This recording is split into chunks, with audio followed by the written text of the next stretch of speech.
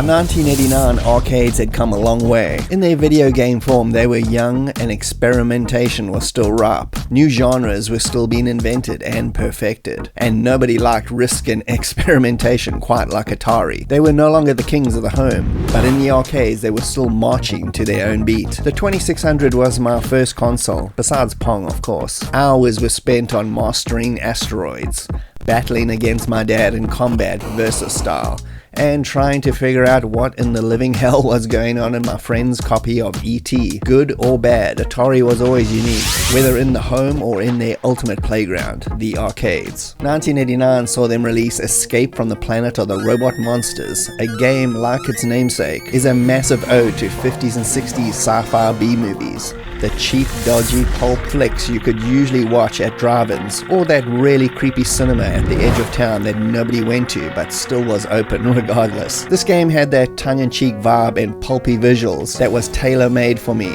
bringing together all elements of pop culture I loved in its isometric gauntlet-style gameplay. Shooting movies with my dad's video camera was something we did every weekend as much as we did play games, fighting giant predators on jungle planets, spaceship dogfights and fighting clone alien people, and Hellraiser demons murdering young campers in the economically cheap backdrop of my local down-the-road forest.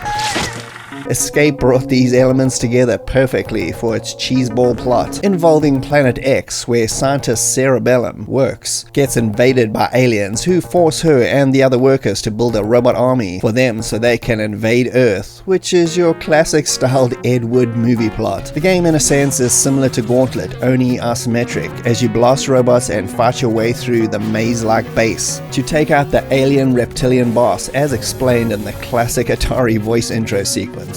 Your mission: transport all hostages back to your ship. Destroy all robots. Rid Planet X of the evil Reptilon. Find and rescue Professor Cerebellum. Keeping your gun charged up is key.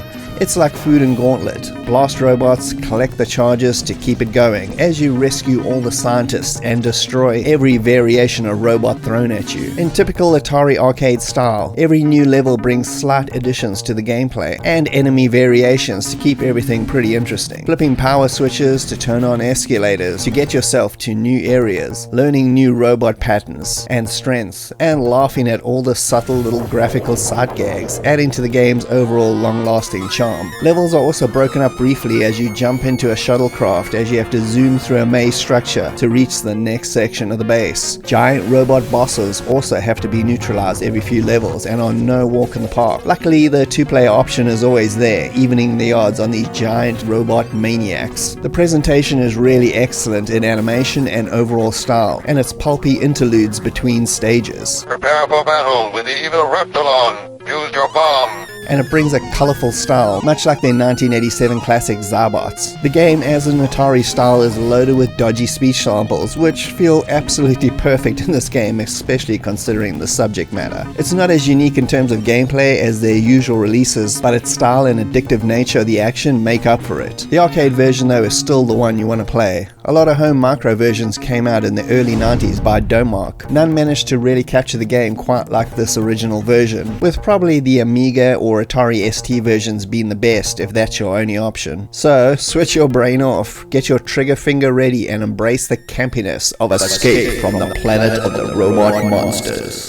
Game over, yeah! And thanks for joining me, Bastish B at 64K. If you can like and subscribe, that would be greatly appreciated, and I'll see you next time. Cheers.